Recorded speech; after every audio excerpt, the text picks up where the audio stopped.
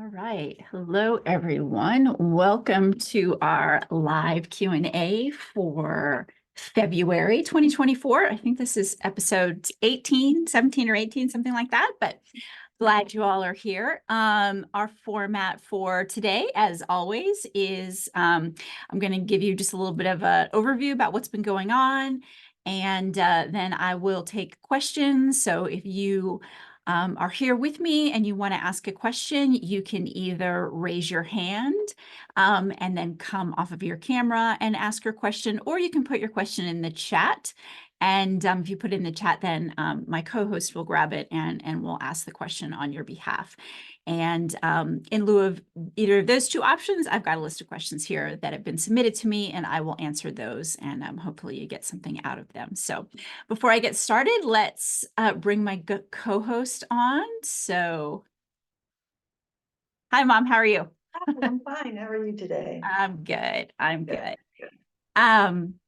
So I was, so first of all, everybody, I got her permission in advance to do this. So as you all know, my mom doesn't like to be on camera, but we did talk a little bit in advance, and I wanted to ask her about her proofreading process, because, you know, I've switched to a longer form newsletter every week. And so it's not something I can just do off the cuff. I really need some help to make sure that it is well written and free from grammatical errors, because I still to this day don't know how to use commas correctly and several other like punctuation and other things. And so I rely on my mom for help with that. She has lots of experience, and she's a retired elementary school teacher, so she knows all of that stuff. And so anyway, Mom, I wanted to just ask you, like when you get, you know, when I send something over and say, okay, here's a newsletter, can you talk just a little bit about how you think about it, what your process is, what you're looking for? Oh, sure. So I know that you always strive to make, or to create, I should say, like an inclusive and welcoming environment for your clients. So then I figured, well, it would be easy to transfer that into your writing as well, because then that would encompass everything. So when I get your newsletter, I have a list of things that I look at.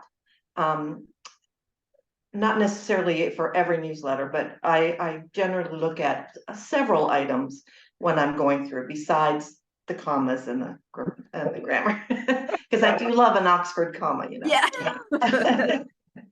So I look for things to be sure that you are being inclusive and welcoming. So things like I look for gender neutral pronouns. I look at figures of speech that we use in the United States a lot that may be difficult for people who are neurodivergent to understand, or people who are English language learners to understand. So I try to find a more universal phrasing that would be easier to understand, or to translate if you need to use a translation. Likewise with your sentence structures, sometimes it's easier to understand and translate multiple small sentences than it might be one long sentence. So those are the kinds of things I look for, to just to make sure that it's got an easy flow to it, but that all of your clients, because you have clients all over the world, would be able to understand or be able to get it translated easier with a certain kind of structure. Okay. So Yeah. those are the main things. Those are the main things I look for. Okay. Okay. Yeah, that's great. And one of the reasons I wanted to raise it in this call is because the last newsletter I sent was probably one of the first times where I messed up a lot, basically, around on this particular issue, just because you came back and you were like, you had many instances where you were like, a non-native English speaker or neurodivergent is not going to understand what this means, and not, you know what I mean? And so I was like, oh wow, like you're doing way more than just fixing my bad punctuation. So I just thought that was really, I thought that was really, really good. I'm very glad that you are doing that, because you are right. That is my hope, is to have this inclusive tone. And I just realized in this particular newsletter that got sent out this morning that we were working on, earlier the week and over the weekend, that you were really, you were really scrutinizing it on multiple levels. And so I just thought that those people that appreciate that my writing is, easy to put in Google Translate, or Yes. or easy to understand, and have you to thank for that.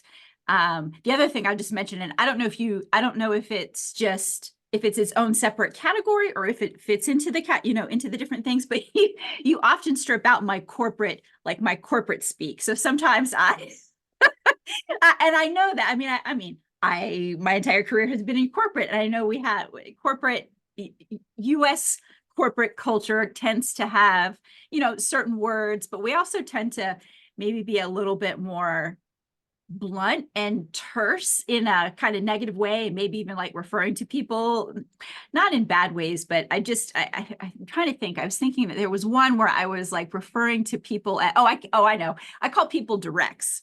So like, and instead of like direct report or staff member. And so when I refer to people who report directly to me, in a hierarchy, because I've always, I've been at the top of multiple hierarchies. So the people that are directly below me, I call directs.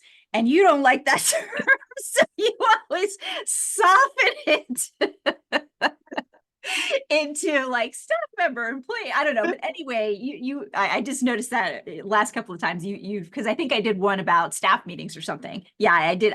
We did the newsletter on staff meetings, and you change that every single time, and I just thought that was funny. I was like, okay, that probably is a very US American very corporate way to refer to this hierarchy. So anyway, I thought that was funny too. So Well, I also proofread as a civilian, so yes.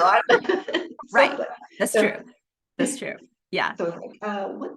What is I she think I talking know what about? this means, but I'm Right. not sure what Right. this means. Yeah. Yeah, which is good, because not everybody is coming from, and I work with entrepreneurs, I work with people in academia, even within the US. And I think a lot of that phrasing and sort of the jargon, the sort of corporate jargon that I'm using, is not universally applicable. So I appreciate that you're looking at that, and I was like, what's she talking about? And you change it or suggest that I change it, and then I try to fix it. I So do yeah, sometimes just put little notes on the sidebar yeah, instead you're of, like, this is a little instead of confusing. the. Yeah. So anyway, I appreciate that. Yeah, I know it's been a lot more this year. So I think actually the one that went out today is newsletter number 8. So we really started at the beginning of the year. So this is week 8, and that was newsletter number 8. And you know, they are a challenge to kind of write, you know, 1,500 to 2,000 words and really try to give somebody something with more meat on it than, you know, just a quick 5 tips for this, 5 tips for that, and just having it be a really short social media. So it's a strategy I'm trying. I think it's being well received by current and potential clients, and so I think we'll keep trying it. But I know it's hard for me, and then I know it's a lot for you. And I will also tell you all, like, my goal is to get this out on Wednesdays in my weekly newsletter. My goal is to get it to my mom by like Tuesday at noon. And it is not uncommon for me to take advantage of the fact that I know she is also an early riser like me. And so I'm like, it's getting it at 6 a.m. And I'm like, I know you're already awake. Do you mind? And so I appreciate you, you know, turning it around quickly too. So anyway, thank you. It's my pleasure. And I learn a lot when I'm reading it too. So Well, thank you for that. And again, thanks for sharing your editorial review process. So appreciate that. Okay. All right. I'll let you, you can close out there you go. Okay, moving on. So now let's go ahead and get to the meat of today's session. So let me just start by, and I didn't set this up correctly. Let me just start by just kind of going over some of the new stuff that we put in the membership over the last month. So, excuse me just a second here. Let me get my screen set up. Okay, so let me share my screen. This one. Okay. So yeah, so over the last month, you know, basically what I'm doing is, as I mentioned, I'm writing these long form newsletters. I am putting them in here too, and oftentimes adding a little bit of some content that is not just going out to subscribers to my email list. And so just wanted to make sure that you all are aware of what we put in here. So how to lead people with more experience and expertise.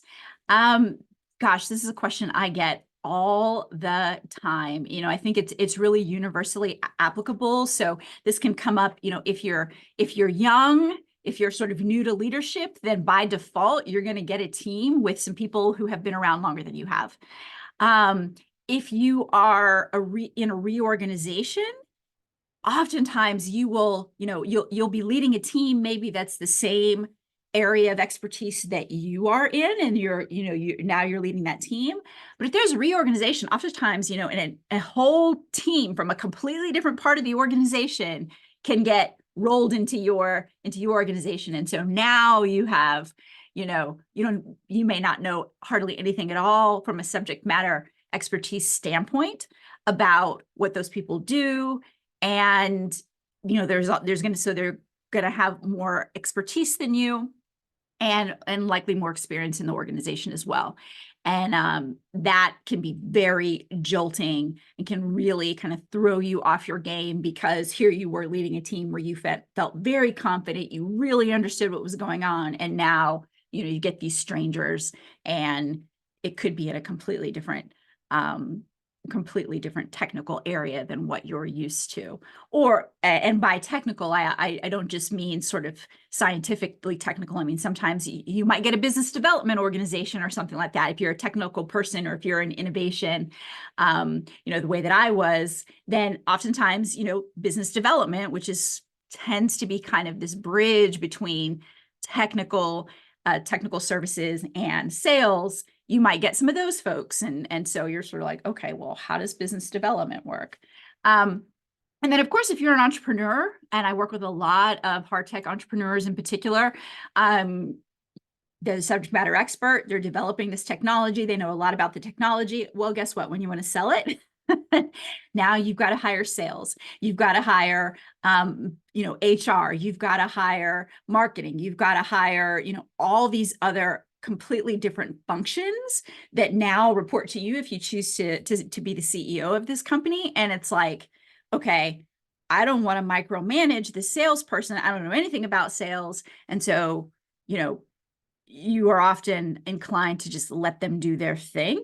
When in reality, taking a hands-off approach to these experienced experts is the exact wrong thing to do, actually, because it really hinders the experienced experts, because they need input from you, they need engagement from you in the right way.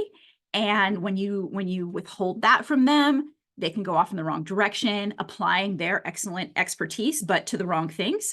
And they also can feel like, does this person even care? Do I really fit in this organization? Why am I even here if I don't get any feedback and interaction from the leader? And so, so this post is about a 4-part strategy to help you, one, overcome your own fears about, okay, I don't know anything about what they know. How can I lead this person when they know more about what they need to do than I do? So that is a mindset that you need to get over. And then how to really build relationships, build engagement, and manage the performance and the output of these people, because you are accountable for that as the leader. How to do that in a systematic way that's going to be very effective, and it's going to be a win-win for both of you. So both parties. So that's that training. Then the next one I put in is about public speaking. I get a lot, also a very frequently asked topic is about public speaking. I do a lot of public speaking, and I've been doing a lot of public speaking for a very long time. So I would say if you are completely new to public speaking, go to Toastmasters, join a Toastmasters group. If you are in a medium to large size organization, at least in the United States, it's highly likely there's a Toastmasters club at work already, that they're already there. If not, then there's probably 1 or 2 or 3. So I live in Knoxville. I know there's at least 2 Toastmasters clubs. And I also, I spend a lot of time with folks at Oak Ridge National Lab. I asked last week, they have one on site. But if you live in a large or medium-sized city, there's likely one to be near you. And they also have virtual clubs as well. And it is a global organization. So I had looked when I was living in France. I knew there was one in Lille, in the city that I worked in, or the city that I lived. I knew there was one there. There were a bunch of them in Paris. So Toastmasters is, in my opinion, really the best way to go from no public speaking, or really just barely getting your dissertation defense done, or barely getting through one presentation at a technical conference. Those are typically required for us to get our PhDs. So if you could barely get through those, then I really recommend Toastmasters. They have a great curriculum. You get tons of practice. Everyone there is super supportive. That's what I did when I started my very first job out of undergrad. Alcoa Technical Center had a Toastmasters in-house, and just happened to have a kind of a mentor person who took me under his wing, and he was like, "Why don't you go to Toastmasters with me?" And I did, and I really never looked back, and then continued to develop my skills. So if you're very basic, start there. If you want to go beyond the basics, if you are already, presenting to your team, presenting to leadership, on a fairly regular basis, or if you're an entrepreneur and you're doing investor pitches, or getting ready to do investor pitches, then this presentation is really for you. These are some tactics that I use to really get better at my craft of speaking, if you want to do it professionally, or if really you need decision-making will happen based on you standing up in front of a room of decision makers. If you're in that situation, then I'd recommend that you take a look at these 5 tips. So I talk about really how to organize your presentation through mind mapping. I talk about breathing. I talk about frequently asked questions, how to manage those. And then really how to kind of dial into potentially distracting behavior that you have. and assessing what those are, evaluating yourself, and then figuring out how to mitigate them. And then the other thing that I really focus on, something that really helps me, is coming up with just a ritual, just a couple of steps that you can do every time you're about to present that help calm you, help you feel confident, help manage any kind of physical or emotional sort of challenges or a little nervousness that you may have right before you give a presentation. So I talk about that. I'd show you my own personal pre-speaking ritual, and then, invite you to consider to prepare your own. So that's what's in that presentation. One thing I will just double click on here, because it's something that I think is really important. It is the value of developing a question bank. And what I mean by that is, as you are moving through your work and you talk to anybody who's basically not in your exact team, if you talk to anybody who's outside of your direct people that you're working with to develop these ideas and concepts and products, as you talk about your ideas, your products, your services to other people, and you get questions, anytime you get a question, you should write that question down, because those questions are going to be you're very likely to get those questions again. And so if you prepare answers to those questions as you get them, you're going to be much better on your feet when you're in a presentation, because there's always a Q&A. But you can also turn answers to those questions into assets that you can use. So, if you're writing a blog post, or if you're doing a newsletter, or if you are doing actually marketing materials, coming up with answers to common questions are great assets that you can use in all of those different scenarios. And so if you have a bank, this list of questions that you're constantly refining, then I think you're going to find that's a huge asset for you. Okay, let's see. And then the last thing was actually something I just posted as a newsletter today, and I just put it in here. I put it in here yesterday. This is an exercise. It's actually a 10-step process. The steps are pretty simple. And it's a way to kind of take a step back from whatever you're doing as a leader and saying, okay, am I focused on the right things? Am I doing the right things here as a leader? And is there anything that I need to tweak? So it's really hard for leaders as they're in the thick of things to stop and reflect. And so, one, sometimes they feel like they don't have time. Two, they don't even realize they should do it. Three, like, okay, if I do that, like, what's a way I can do this and have it actually give me some meaningful output? And so this 10-step process is designed to do just that. I originally thought of it as like a 10-day challenge. So if you think about the time frame it could take, originally I was thinking that each step could be done within a day, and I still think that's true. But I just made it 10 steps instead of 10 days, just because obviously, you can take as much time as you need or as little time as you need. But it is really around, and I'll just kind of show you real quick. It's really around first starting with yourself, clarifying your mission, your goals, obstacles that you have personally, and then taking kind of that same process and applying it to your team.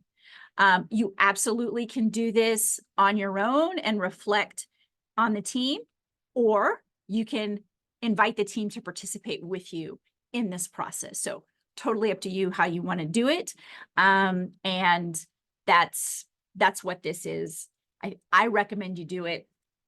First of all, if you're transitioning to a new role, you might really want to think about, maybe after your first month or so, kind of taking a look at this and using it as a tool, not only to assess, okay, how well am I doing, but you'll likely find you have gaps in sort of your understanding in some of the pieces of this, and that can help you say, oh, okay, I need to clarify some of these things with my supervisor or with the existing team, or just helps you identify areas where you really need to get more information to get yourself up to speed. You can do this like annually as part of a strategic planning process, or maybe right before you think about setting objectives for the team. So you can also do it on like a cadence, on a frequency, and like annually could be good. And the third time that I really recommend you do something like this is if you are leading a change.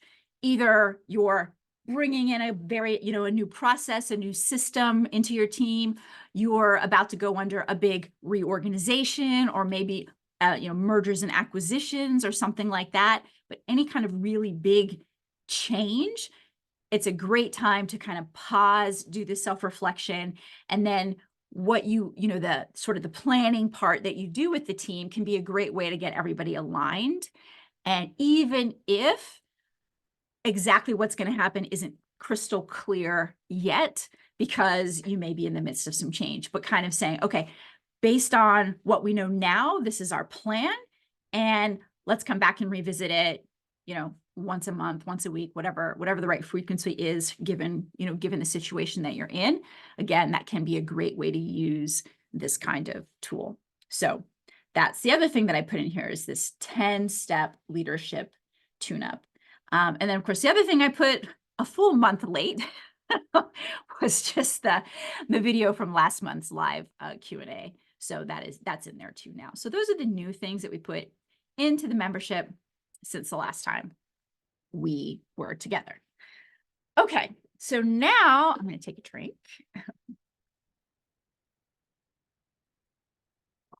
And now I'm going to go to a Q&A. So the first question is, how can I balance being authentic with reaching out and getting sort of questions answered when I'm making an initial contact to somebody and bringing them into my network? Okay, so this is a great question. Oftentimes we identify people that we want to bring into our network for our personal reasons, right? Maybe we think they can teach us something. Maybe we think they have access to resources that we're interested in. Maybe we think they know people that we might be interested in. So there's a reason, there's a motivation, an internal motivation that you have for reaching out to someone in your network. And you could feel like that is a selfish reason. So I'll allow us to use that word for now. So you have this selfish reason that you reach out to someone. Okay. And then you reach out to them and you ask for their time, and you tell them, hey, I'd really like to learn something from you, etc. You kind of follow the scripts that I have. And then now you're meeting with them. And it's sort of like, I have this thing that I want, my selfish motivation, but I don't want to totally come off as just being out for myself. I don't want to be a taker. But I also can't spend all this time talking about my resume and letting them know that I have value, that I could give value back to them. So how do I sort of navigate this situation? And so this is really a common question, because when I tell people that they should be proactive about their network and identify people to add, to try to add to their network, it immediately raises these feelings of being concerned that you're being selfish. So this is a very common question. And what I like to say is that because your intention is to get something from this person, that's totally okay. But how you actually go about the interaction, how you actually relate to that person on the one-on-one level, is what makes the difference in terms of whether or not you're going to be perceived by them as somebody that's just out for yourself, or whether or not you're perceived by them as somebody who is a genuine person who identified some value that they thought that that you could bring them, and is also really open to and wanting to have this be a reciprocal relationship. So your initial intention is one thing, and it's normal. And how you navigate the interaction itself makes a difference about whether or not you're perceived as a taker or somebody who's interested in a reciprocal relationship. So how do you do that? So how do you have that interaction? So first of all, it's actually to have the intention of being reciprocal. I mean, if you just have it in your mind, I want this to be reciprocal, I think you will naturally be a better listener in that conversation than you are focusing on totally only getting your points across. You will, yeah, you'll probably be more polite in that interaction. You'll be more mindful and respectful of their time in that interaction than if you go into that interaction with the intention of only extracting, certain things from them. So the first one is setting the intention of being reciprocal. And then the second thing is really to just say, I mean, you can actually articulate, hey, I really am looking forward to learning this thing from you. And I want you to know that I really, hope that I can be of service to you in some way as well. I mean, you can say that at the very beginning. You can also say it at the end and mean it. So that lets people know, oh, okay. And then as you're talking in that interaction, whether that interaction is, 5 minutes or 15 minutes or 50 minutes, as you're having that interaction, keep your ears open for any signals, any indications they give you that there might be something that, you know about, or somebody that or something that you've read or something like that that could be of interest to them. And it doesn't have to be in the moment, but you may follow up later and say, oh, actually based on what we talked about, I just thought of this, here's an article or something like that. But that's kind of how you in the interaction say, okay, yes, I picked this person because they have something I want to know, or they know somebody who I hope they, introduce me to. But in this my intention with actually interacting with this person is to build a relationship with them, to have reciprocal value. And so therefore, I'm going to be a good listener. I'm going to ask questions. I'm going to, think of places that I might be able to add value to them. I'm going to actually say that I hope that I can, return the favor, or however you want to phrase it. And then actually do it, actually be the one who follows up. You could also send a thank you email or note afterwards, thanking them for their time, and just have it be that. And then, as again, something I talked about is sort of nurturing this relationship. Hopefully you can add to that rapport bank over time, just based on what and go from there. So that's really how you do it. And I think the main point is that there is a distinction between your initial motivation, which is to say, oh, I identified you because, I saw you in a presentation and I want to learn how you did that thing. I don't think it's a selfish reason, but it's an internal motivation. But really how you go about implementing that interaction is the difference between somebody who is a jerk and somebody who's not a jerk. So, and so even if you had that initial motivation for your own, for yourself, you can be collaborative and sometimes even selfless through the interactions and how you actually implement things. Okay. Next question. A friend just got a promotion. A close personal friend just got a promotion, and now she is my boss. So how do I respect her boundaries and let her know that I'm supportive? Okay. So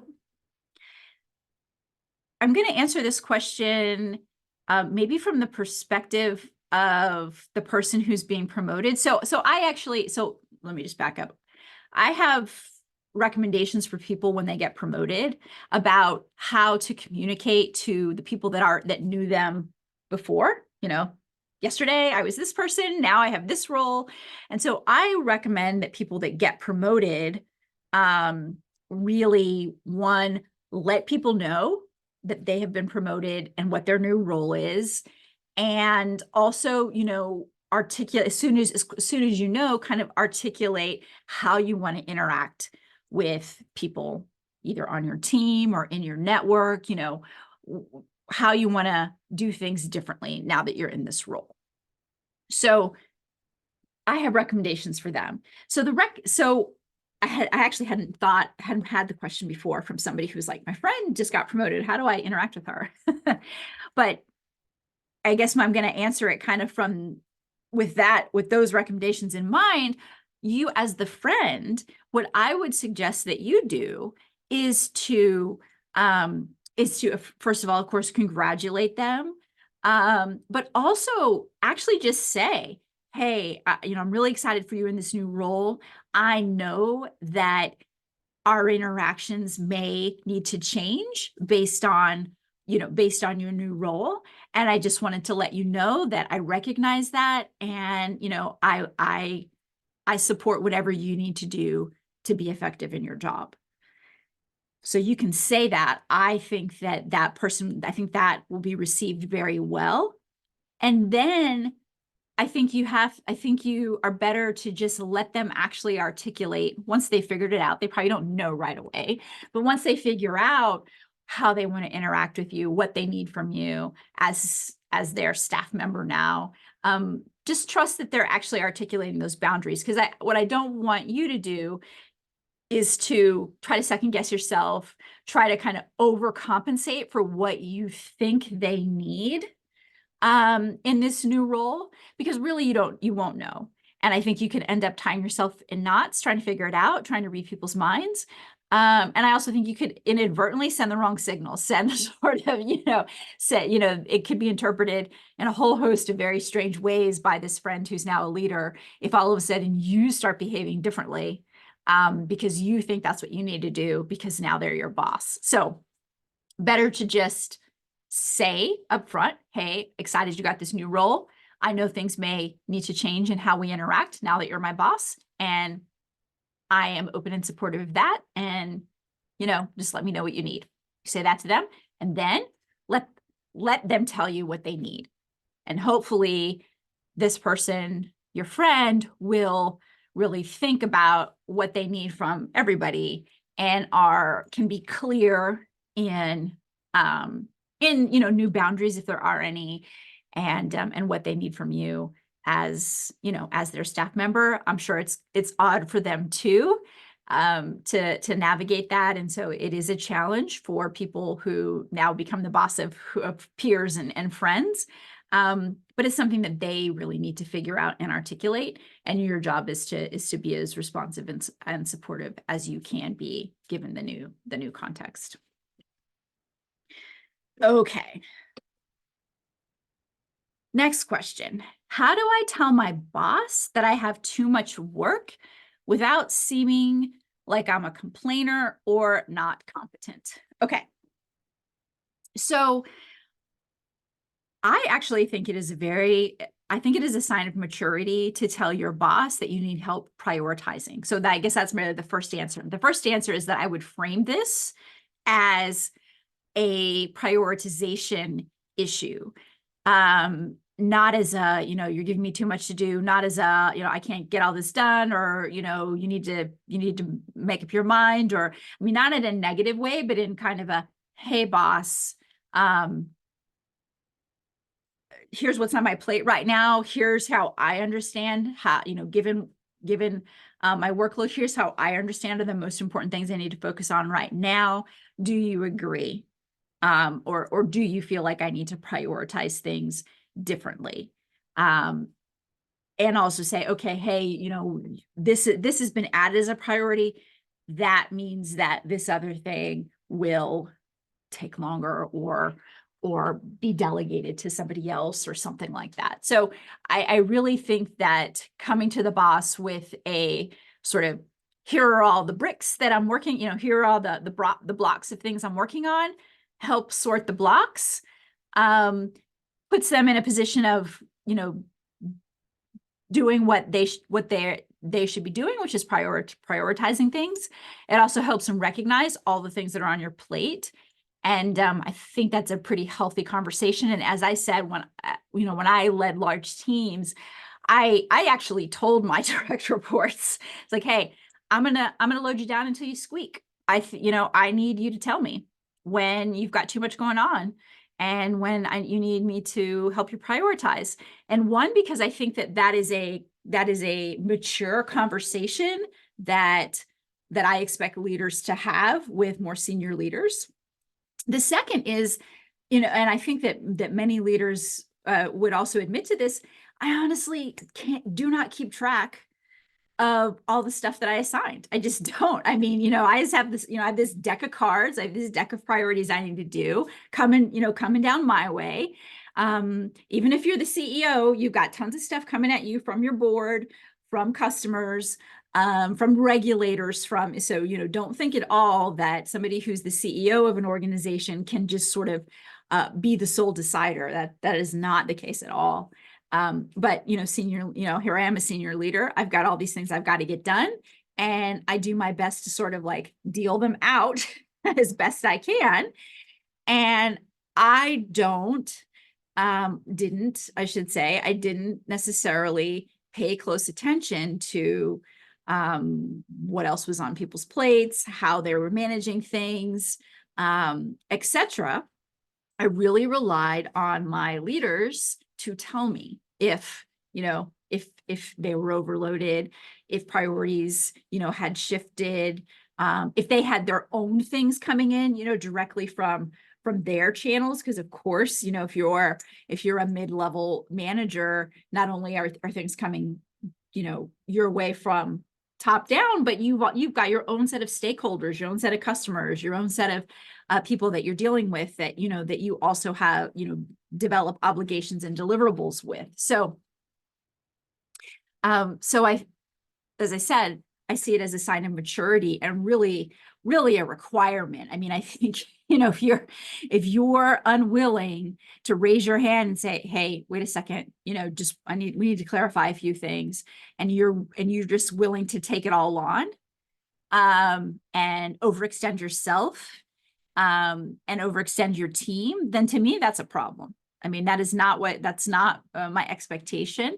Now, that isn't to say that on occasion there could be some sort of emergency. Emergencies happen, and sometimes we have to buckle down and pull a couple of all-nighters, but that's not the steady state normal operations. And so I'm expecting you as the leader to manage that by communicating with me and telling me how things are going. And so that's what I recommend that you do is actually talk to your leader, say, okay, here's what's on my plate. Here's the priorities as I understand them. This is sort of the time frame that I think I can get these things, the team can get these things done. Do you have any recommendations for me? What, how might we prioritize these things? Because the other thing too is oftentimes, priorities we get, we think they're super high priorities. Then all of a sudden, things change over here, and we just neglected to communicate them in a timely manner, to you. And so now it's like, oh, actually, no, you know what? Somebody that got pushed off by 3 weeks. Go ahead and deprioritize that one and focus on this other one. That's a very, common thing to have happen. So I think that's how you tell your boss that you have too much work, is really by framing it as a prioritization question and seeking their input and clarification and help to help you prioritize what needs to get done. And you can do it that way. Okay, so those were the questions that I had for today. So I think we might end a little early today. So our next meeting is on March 20th. So I will see you then. Okay, bye.